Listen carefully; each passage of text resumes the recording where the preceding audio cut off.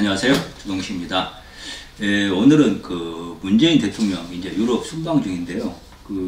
문재인 대통령의 유럽 순방 목표가 미국의 고립이다 하는 이제 그런 주제로 좀 말씀을 드리도록 하겠습니다.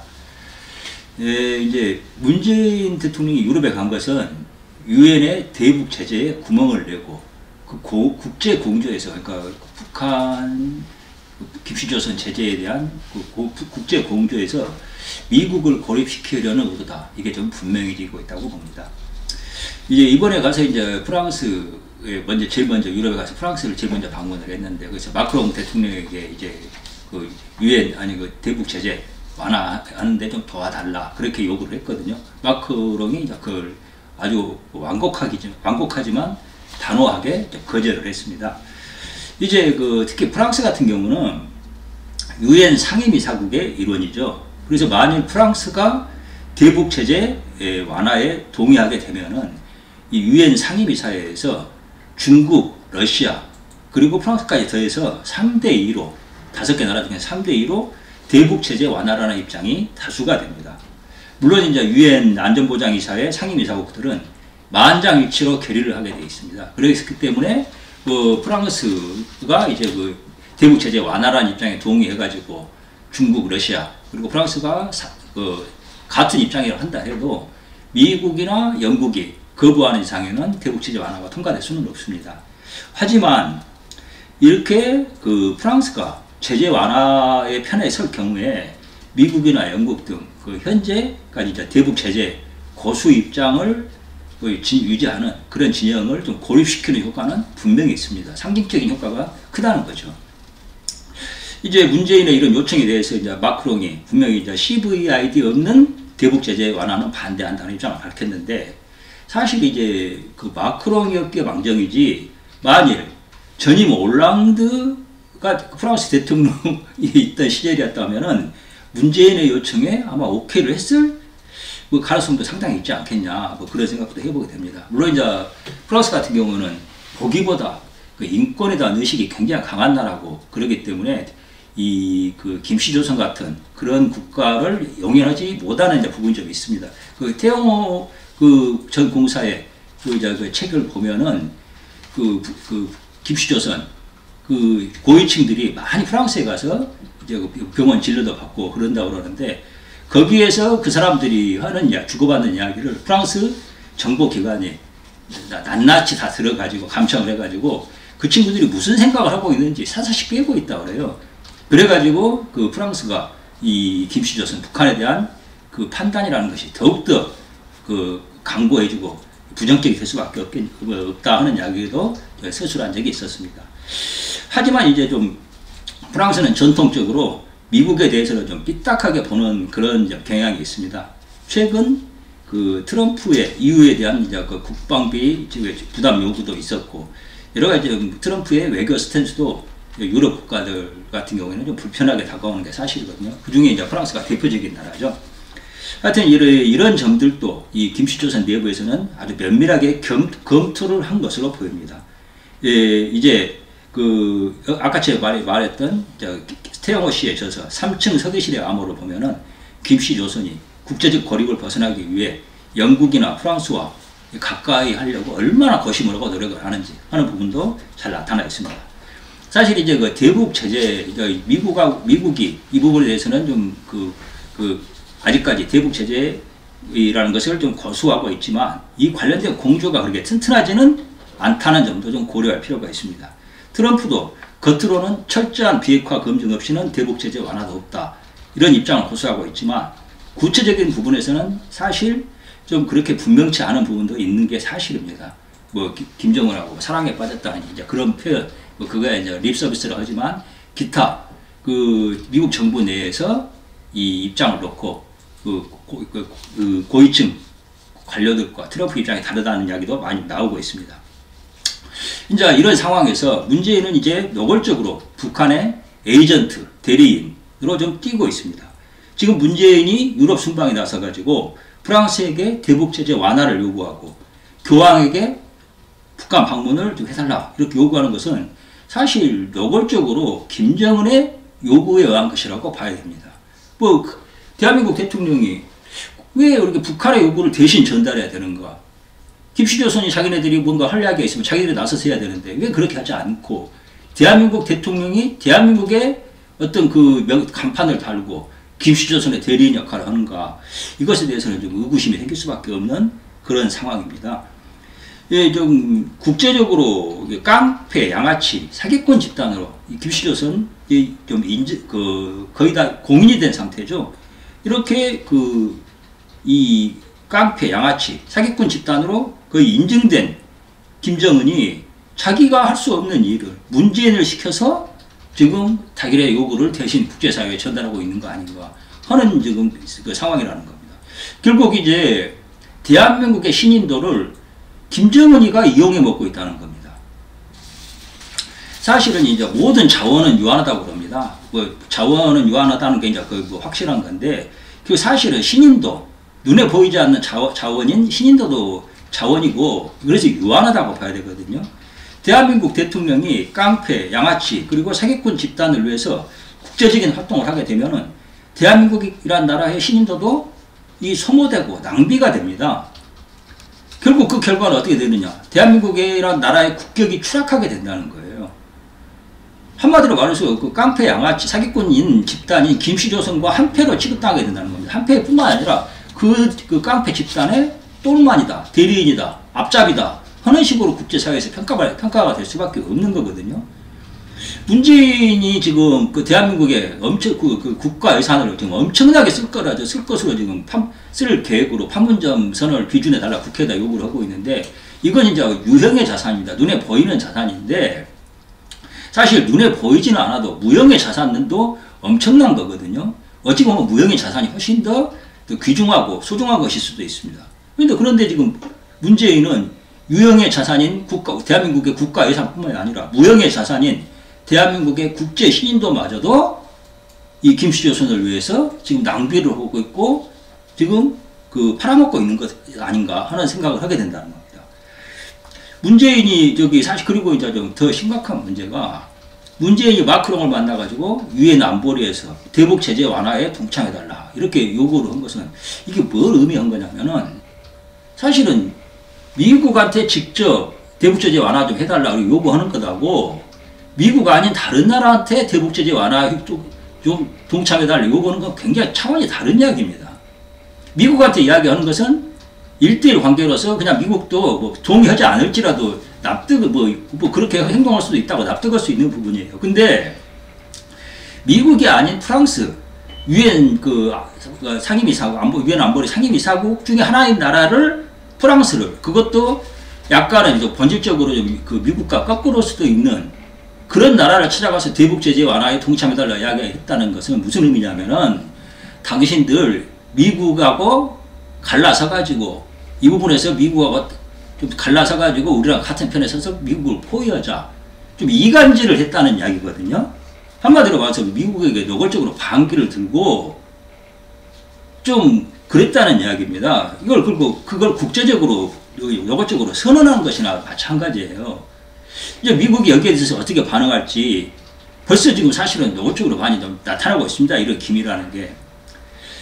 이제 김정은은 미국의 이런 핵리스트 제출을 요구를 좀 거부를 했습니다. 제가 보기에는 이 거부는 좀 최종적인 겁니다. 그러니까 더 이상 미국의 어떤 핵리스트 제출 요구나 이런 어떤 비핵화 관련된 미국의 조치를 수용하지 않겠다는 이야기를 지금 명백하게 한 거거든요. 제가 보기에는 이 부분은 이제 김씨조선 북한의 입장은 더 이상 바뀌지 않을 거라고 봅니다. 확고해졌다는 거죠. 그렇다면 이제 앞으로 김정은은 어떤 행동을 할 것인가? 미국이 어떻게 나오든지 간에 그 압력에 굴하지 않고 누구에 의지할 것인가? 결국 자신이 수족처럼 부릴 수 있는 문재인을 활용해가지고 국제적인 고립에서 벗어나겠다. 지금 이런 생각이라고 봅니다.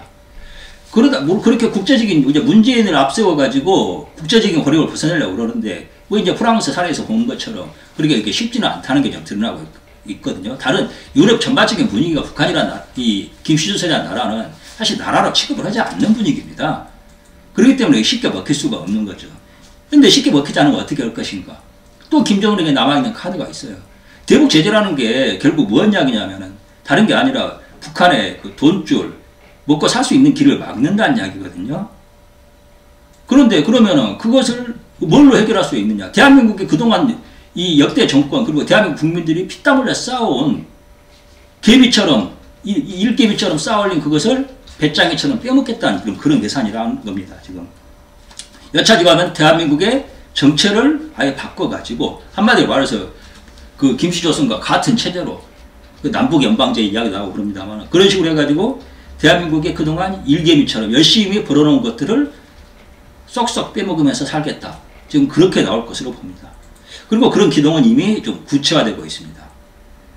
예, 이제 이런 이제 시도와 함께 김씨조선은 중국, 러시아 그리고 문재인까지 하나가 돼가지고 4개가 다 이 어떤 국가가 하나가 돼가지고 미국의 주도의 대북 제재를 전면적으로 거부하는 그런 기동에 나설 것 같다. 좀 그렇게 예상을 하고 있습니다. 예, 이제 미국도 사실 이러하기에 대해서는 이미 오래 전부터 지금 문재인이 당선된 직후 어찌 보면 그 이전부터 이 사실에 대해서는 이미 알고 있었을 거라고 봅니다. 이제 공식화된 건 아닙니다만은 미군이 우선 군사 작전을 하고 그럴 때 한국 정부에 알려주면 곧바로 북한도 알게 된다는 거예요. 최근에 무슨 올해 총각 미군의 스텔스기가 뜨면서 한국 정부에 알려줬더니 김씨조선 북측에서도 같이 대응하는 거기서 태세에 나오더라는 거예요. 근데 알려주지 않았더니 스텔스기가 어디까지 돌아가냐도 전혀 알지 못하더라 하는 이야기가 이미 나왔습니다. 뭐냐 그냐면은 한국 정부에 정보를 주면 그건 다이렉트로 거의 논스톱으로 북쪽 김씨조선에 넘어간다는 걸 이미 미국이 알고 있다는 이야기거든요. 이것에 대해서 알려주는 이제 사실이 있습니다. 어제 좀 충격적인 보도가 하나 나왔죠. 미군 기관지 성조지가 15일날 그저께 보도한 바에 의하면은 앞으로 우리나라 국민이 주일 미군 기지 여기에 출입을 하려고 그러면은 별도의 확인 절차를 거쳐야 한다는 겁니다. 한국 국적의 국민이 주일 미군 기지에서 친구를 만나거나 행사에 참석을 하려고 그럴 경우에는 추가 심사를 거쳐야 한다는 겁니다. 이게 어떤 나라에 대한 하고 같은 그룹에 속해 있느냐? 북한, 중국, 러시아 이런 나라들과 같은 한 50개 국가의 리스트가 있는데 주일 미군 기지에 출입하려고 그러면 별도의 확인 절차를 거치고 그냥 자유롭게 들어가기 어려운 국민들 그 리스트가 50개 나라가 있는데 그 중에 속해져 있다는 겁니다. 이제 북한, 중국, 러시아, 이란, 아프가니스탄 이런 50개 국가 같은 명단에 올랐는데 주일 미군이 이런 조치를 취한 배경에 대해서는 밝히지 않았습니다. 하지만 한국에 대한 미국의 인식 변화와 관련이 있는 것은 좀 분명한 것 같습니다.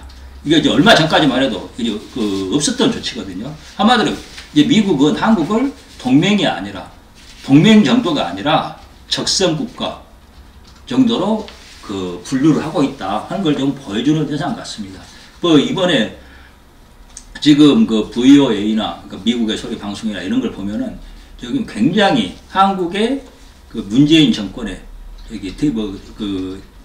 뭐라 그럴까 종북 성향, 친북 성향, 친중 성향에 대해서 경고하는 메시지 같은 게 좀 많이 나옵니다. 아마 얼마 전에 우리나라 은행들 7개인가 8개 은행도 모아놓고 가파나스 콜 하면서 아주 살벌한 경고를 했다는 이야기 나오고 있는데 이게 지금 미국이 문재인 정권에 대해서 어떤 식으로 보고 있는가, 어떤 조치를 검토하고 있는가가 지금 시그널이 나오고 있는 겁니다. 만만치 않은 상황이거든요. 이제 미국이 한국을 더 이상 동맹으로 보지 않고 지금 적성국가로 보고 있다는 걸 명백히 선언한 셈인데 단지 한미 양국이 결별을 공식화하지 않았을 뿐 두 나라가 소속된 진영이 이제는 다 달라졌다. 이게 거의 현실화되고 확인된 사실이라고 좀 그렇게 봐야 할 것 같습니다. 문재인의 대한민국은 이제 김씨조선, 중국, 러시아와 같은 편이고 미국, 일본 그리고 서방 세계와 적대적인 진영에 서게 됐다는 것이 좀 밝혀지고 있습니다. 굉장히 좀 무서운 사실이고 좀 그런 일인데 이걸 이제 미국과 일본, 서방 세계도 잘 알고 있고 거기에 따른 대응이 나오게 될 거라고 봅니다. 문재인 정권은 앞으로 반복 친중 종북 성향을 노골화할 것이라고 봅니다. 이 기동이 과연 성공하느냐? 이것은 이제 앞으로 대한민국 국내의 여론 조작과 사상전의 성패가 어떻게 갈리냐에 따라서 이 성패가 문재인 정권의 뭐라 그럴까 이 시도가 성공하냐 안 하냐가 좀 달리게 되는 것 같습니다. 마크롱이 문재인의 요구를 단호하게 거절했다는 기사가 나왔었는데 그게 뭐 네이버에서 벌써 삭제됐다고 이제 이야기를 하고 있습니다. 그 밖에도 지금 가짜뉴스 엄벌하겠다는 이야기가 지금 벌써 나오고 있거든요. 그 네티즌들이 전화를 해보고 그런 바에 가면은 아주 단호하다고 합니다. 어떤 물어보니까 그 민주당 국회의원에게 전화를 해서 항의하고 당신네들이 말하는 가짜뉴스라는 게 말이 되느냐. 전직 대통령이 있는 그런 다 그런 식으로 했는데 당신들이 가짜뉴스 단속한다고 나오는 게 말이 되냐. 그랬더니 그건 풍자고 가짜뉴스하고는 차원이 다른 거다고 이야기했다고 하면서 앞으로 더 굉장히 강하게 가짜뉴스를 단속할 것이라고 이야기를 했다고 그래요. 그리고 말도 다 끝나기도 전에 전화를 다 끊어버렸다고 그러더라고요. 저는 굉장히 심각한 일이 좀 벌어질 거라고 봅니다. 지금 원래 권력을 잡았다는 것을 기호지세라고 그러죠. 호랑이를 탄 것하고 같은 거지 비유를 하는데 문재인 정권의 경우는 이런 성격이 더욱더 강합니다. 문재인 정권은 말 그대로 지금 호랑이 등에 올라탄 겁니다. 여기서 나오게 되면은 100% 이 사람들은 심각한 뭐라 그럴까 반격을 당하게 되고 어마어마한 후유증을 좀 겪게 됩니다. 이 사람들 그걸 알고 있어요. 그래서 아마 자기네들이 모든 것을 걸고 이 레짐 체인지 작업에 들어갈 거라고 봅니다. 한마디로 대한민국이 죽느냐 문재인 정권이 죽느냐 둘 중에 하나는 죽어야 하는 양쪽에서 삶과 불가하고 죽느냐 사느냐의 싸움이 시작된 거 아니냐. 문재인 일당은 사실상 대한민국 헌정 질서를 부정하고 대한민국을 부정하는 작업에 들어갔다. 이것은 쿠데타하고 심하게 말하면 내란이라고 봅니다. 대한민국에서 좀 깨어있는 시민들이 각오와 결단이 필요한 시점 아닌가 그렇게 생각합니다. 감사합니다.